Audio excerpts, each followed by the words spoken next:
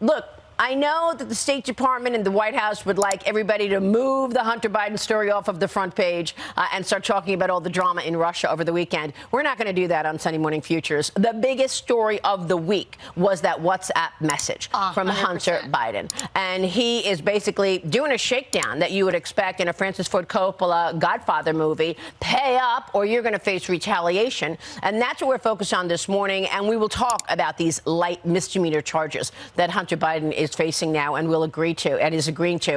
All right, so you may ask yourself, what in the world's going on these Sunday shows? And the answer is not too much when it comes to Hunter Biden, but there is a little bit. There is a little bit. There were two instances that I think drew my attention, one on Fox News and one on NBC, where they actually had these discussions the way they were supposed to have these discussions. Kind of. We'll give them half credit here.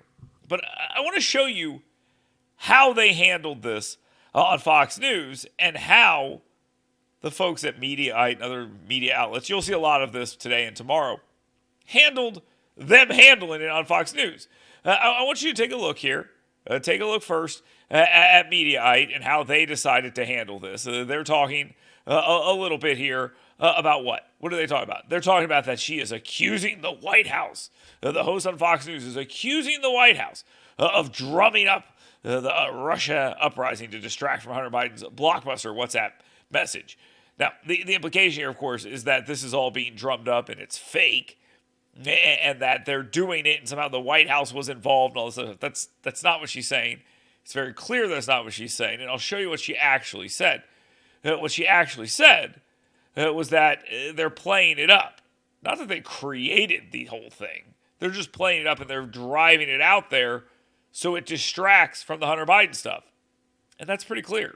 Look, I know that the State Department and the White House would like everybody to move the Hunter Biden story off of the front page and start talking about all the drama in Russia over the weekend. We're not going to do that on Sunday Morning Futures. The biggest story of the week was that WhatsApp message from 100%. Hunter Biden. And he is basically doing a shakedown that you would expect in a Francis Ford Coppola Godfather movie. Pay up or you're going to face retaliation. And that's what we're focused on this morning. And we will talk about these light misdemeanor charges that Hunter Biden is facing now and will agree to and is agreeing to with Representative Jim Jordan.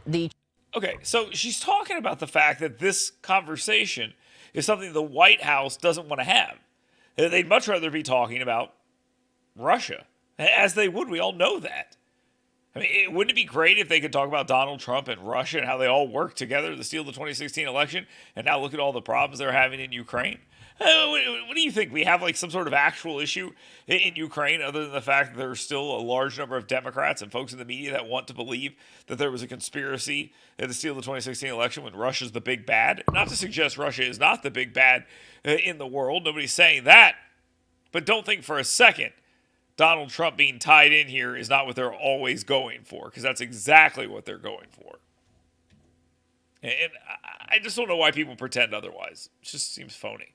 Chairman of the Judiciary Committee. We're also talking to Congressman Byron Donalds and Representative Nancy Mace, both on the Oversight Committee, to talk about this investigation. We'll get insight from Peter Schweitzer and Miranda Devine on this story as well. And then Congressman Michael McCaul, Chairman of the House Foreign Affairs Committee, will talk about what went on in Russia, as well as our two adversaries, the biggest adversaries, Russia and China, and all of these provocations, because weakness attracts aggression.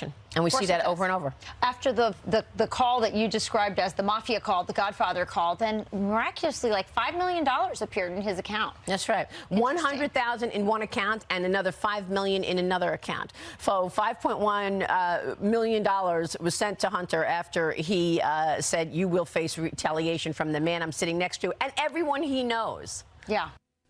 So it's interesting. They didn't really seem to want to talk about this too much on any of the other morning shows. The way they did talk about this on the morning shows, it was rather interesting, but it wasn't interesting the same way that this conversation is interesting. They brought Amy Klobuchar on Meet the Press, and really, this is the only place it really got talked about. Let's just be real about it. It's the only place it got talked about, but it got talked about with some weird framing here. I want you to understand the framing here first. This starts with is Hunter Biden too old? Excuse me. Is Joe Biden too old? Hunter Biden's the little baby boy Biden that you're supposed to leave alone. Joe Biden's the older Biden, the one that we're supposed to be worried about here. We got a new poll out. We asked various questions having to do with President Biden and his ability to do the job. Does he have the mental and physical health to serve? The concern among Democrats has doubled since October 2020. It was only 1 in 5 Democrats that had that concern before Election Day 2020. It's now over 40%. It's 43%. You were just with the president at the state dinner. Do you have any concerns? No, I don't. He did so well at that state dinner. By the way, he did so well at the state dinner. I mean, is that we're judging competence and fitness? He did a good job at the state dinner. He ate so well, finished all of his peas, even had dessert. Not 2. He wanted 2, but Jill said, no, you can't have 2 desserts.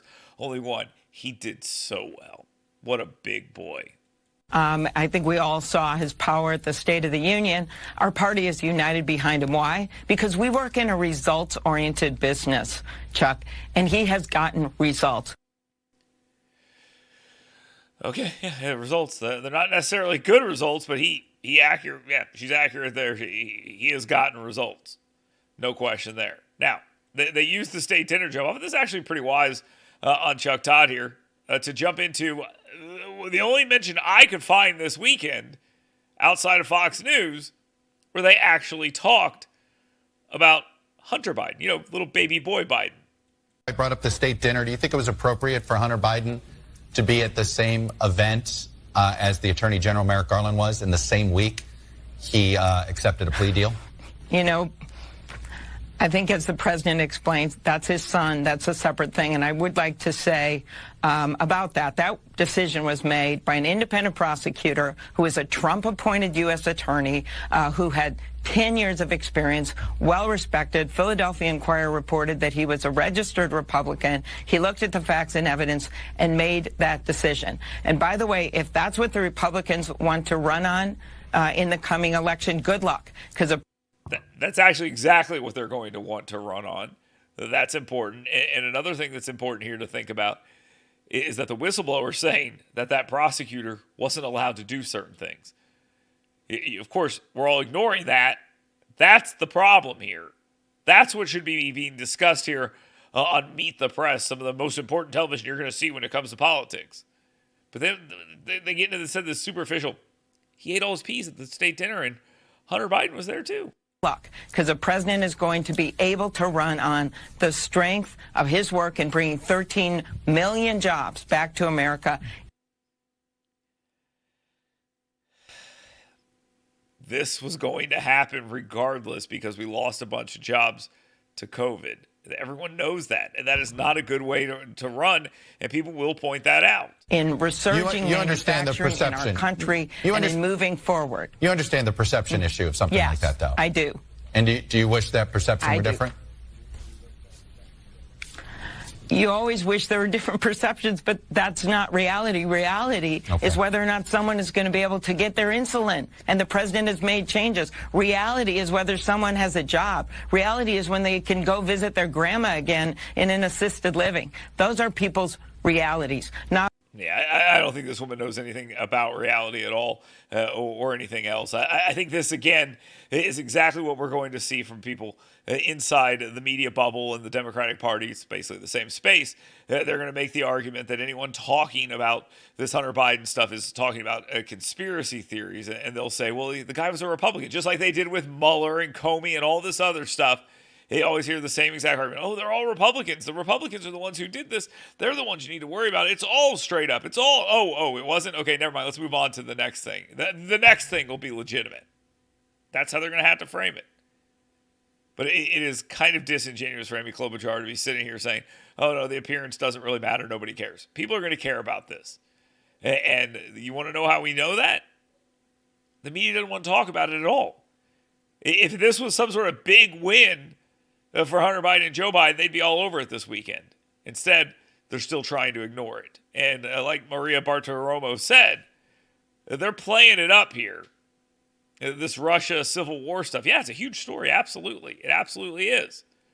But the story of Hunter Biden at least warrants some coverage as opposed to nonstop coverage of Donald Trump, who has really no big news this week, but he's all over all these shows for absolutely no reason, because that's where they want the focus to be not on Lil Hunter Biden, the crackhead son of the President of the United States, who was grifting with the help of his father. Those are the facts, and eventually the American media is going to have to acknowledge that. Some of the White House press corps seemed to be coming around last week, but the Sunday shows, the cable news places outside of Fox News, and this interview with Meet the Press, seem to be thinking that this is not worthy of any coverage because they can't defend it credibly.